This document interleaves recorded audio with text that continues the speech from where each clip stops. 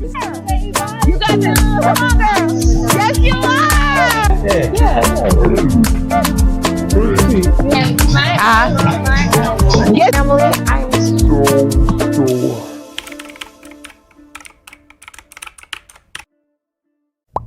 My name is Thatch K. Silvera, also known as K, and I am the executive director and founder for the one and only Bio Beautiful Inside and Out. You are on the right channel at the right time.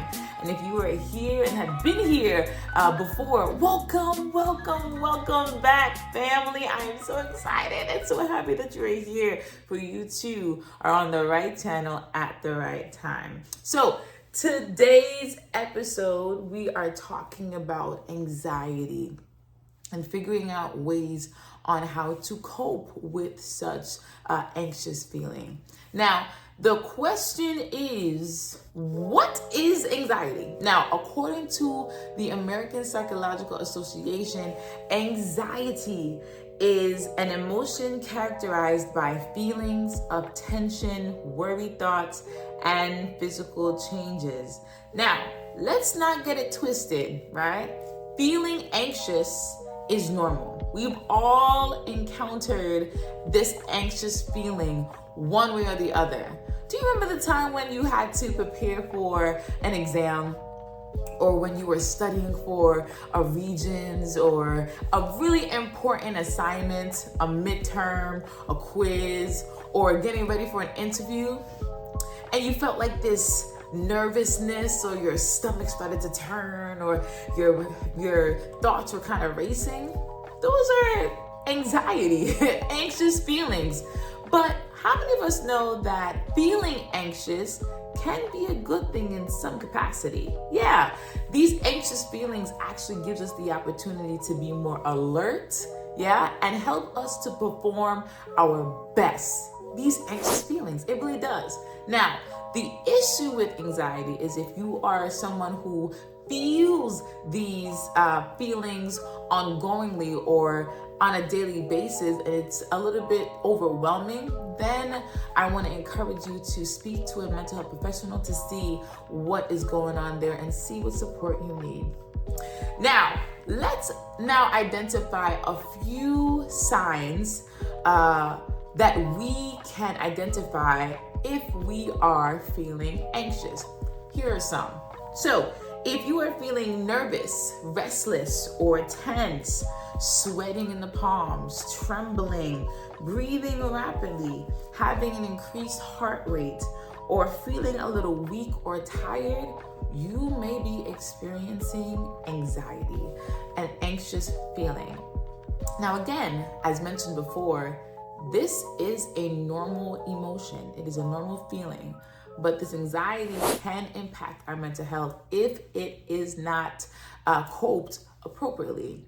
And so today we're going to figure out ways that we can cope with anxiety. Now, some of us, if not all of us that are watching this, are now in school, whether it's in elementary, middle school, high school, college, or wherever. And we may actually start feeling anxious. Like, for example, I don't know about you, but growing up, whenever it was time to go to school, I will always feel anxious. I will always be nervous about going into the classroom. I'm always trying to figure out if I'm wearing the right clothes, if my hair is well, if my teachers are going to actually like me, if when I study for this exam, if I'm actually going to pass this test with flying colors. Sometimes I would even cry myself to sleep, hoping and praying that my mom would hear me and not allow me to go to school the next day. Am I the only one? I hope I'm not. I'm pretty sure I'm not. If you are watching this video and ever either try to pretend you were sick or try to pretend that something was wrong with you so you don't have to go to school the next day, comment below and say, I understand. Growing up, I was really nervous going to school because in some capacity I was a perfectionist and I wanted everything to go right, well. And because of my background, my family, they're from Jamaica. And if you know the Jamaican culture, listen, okay? They only want the best and nothing less. You ever heard that saying before?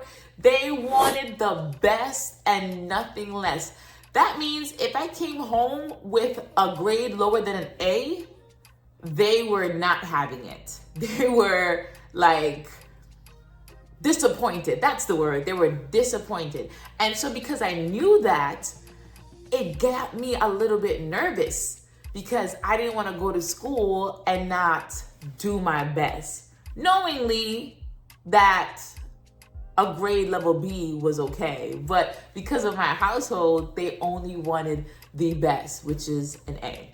So one of the things that we can do in order for us to cope with anxiety is, number one, talk about it. Now, I know that sounds a little bit easy said than done, because it is, but it's important to talk about how you're feeling. One of the reasons why it's important to do so is because others will then understand how to support you. If you are in your thoughts and you're unable to express yourself, if you're unable to let someone know what's happening inside of you, whether you are telling them that your heart is beating fast, or you can't think, or you're just feeling a little bit nervous, if you're unable to do such thing, then the person that is next to you, the person that could actually support you, will be unable to support you at that time, which will then increase your anxiety level and will then put you in a difficult spot. So I want to encourage you, my dear friend, that when you are feeling anxious, when you are feeling a little bit nervous, even when you enter into the school building or wherever that environment is, and you're starting to feel a little bit, I want you to find someone, anyone, and immediately go to them and talk to them about how you're feeling. Now, this person can be a close friend, it could be an admin, it could be a teacher, it could be a coworker, anyone that you know that can help you. Now, there's a great chance that the person that you're talking to may not be the one to help you, but at least they could then quickly find someone else to help you.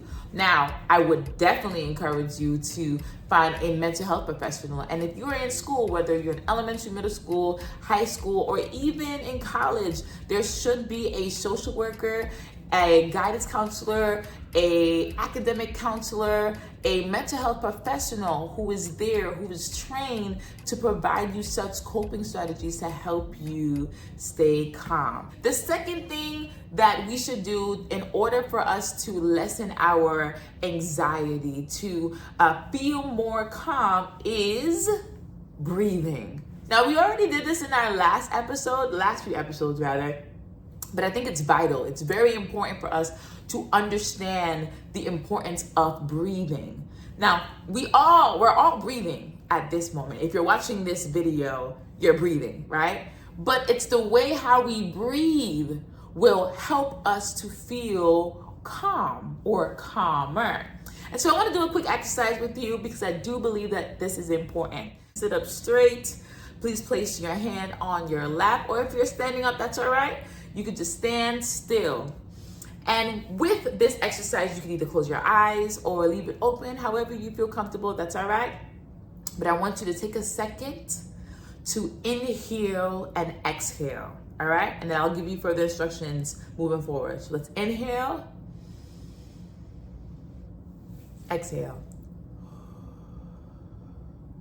All right. So we're going to do this a few more times, but as we continue to do it, we're going to be holding our breath. So this time, I want you to inhale and hold it about 5 seconds, okay? I'm going to be counting it with my fingers, all right? And then after, we're going to exhale. Can we do that? Let's do it. Inhale.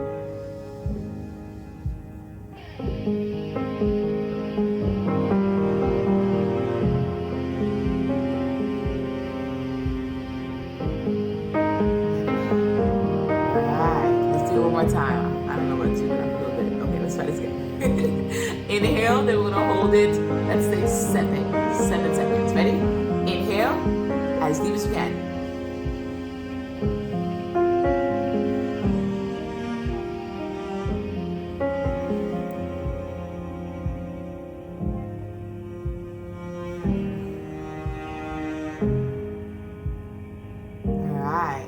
So I wonder how you're feeling right now doing this exercise. I don't know about you, but while I was breathing and I had the opportunity to hold my breath, I did feel a little bit calm, at least calmer. I was already calm, but me doing that kind of gave me the ability to release more. And I'm just now, I feel a little bit sleepy, just a little bit. And I'm not over-exaggerating. This breathing exercise just made me feel husa. And if that's you, I want you to comment below and say, it worked. Just do that. Comment below and say, it worked. I wonder if it worked for you. Comment below, it worked. All right, so we talked about number 1, talking. Number 2, breathing exercise. And we understand that breathing helps us to feel more calm. It actually makes us stay focused on what's around us, who is around us, and it gives us the ability to understand our feelings a little bit more. Now let's go into number 3. Number 3, in order for us to cope or manage our anxiety, we must journal it out. Now I know you're probably saying, Kay, we already talked about this, but I'm telling you, this is important. But the way how you're gonna journal your anxiety, your nervousness, your feelings is gonna be a little bit different from how we talked about it before. In this journal, you're gonna write a few things. You're gonna write, this is the prompt, you're gonna write, I am feeling blank because of blank. I am feeling blank because of blank. Now the question is, why am I writing this and why is it important? Good question. Well, the first thing we have to understand is what is bothering us. Identify the problem. If we're able to identify the problem, then it will increase the chances of us finding a solution for that problem. Sometimes when we're anxious, our mind is everywhere. We're thinking about this, we're thinking about that, we're thinking about this, we're thinking about that, and our mind is just going over, on and on and on, and it's just racing, right? And so if we have the ability to not only talk about it, right, or breathe, but able to write it out, we will see how to better support ourselves if this should happen again, right? So now I'm encouraging you to do the journal after you're able to be calm.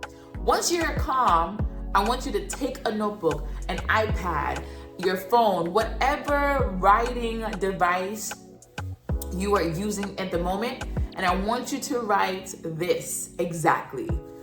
I am feeling blank because of blank. Now, for me, growing up, it was hard to identify what was bothering me.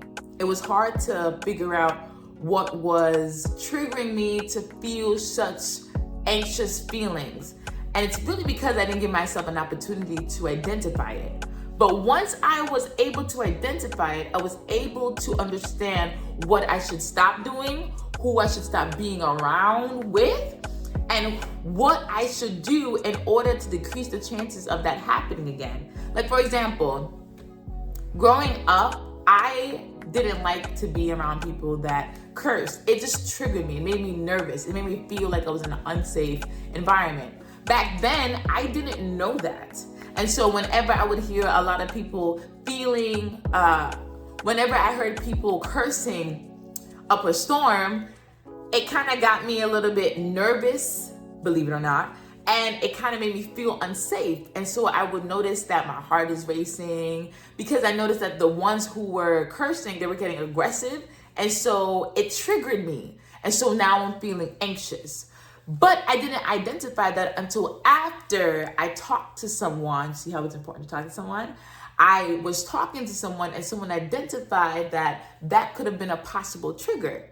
Now, because I gave myself the opportunity then to write out and see what was triggering me, I was able to then recognize that I cannot be around people that are cursing constantly because it does something to me. And it also reminded me of my trauma, which I will talk about in a later video.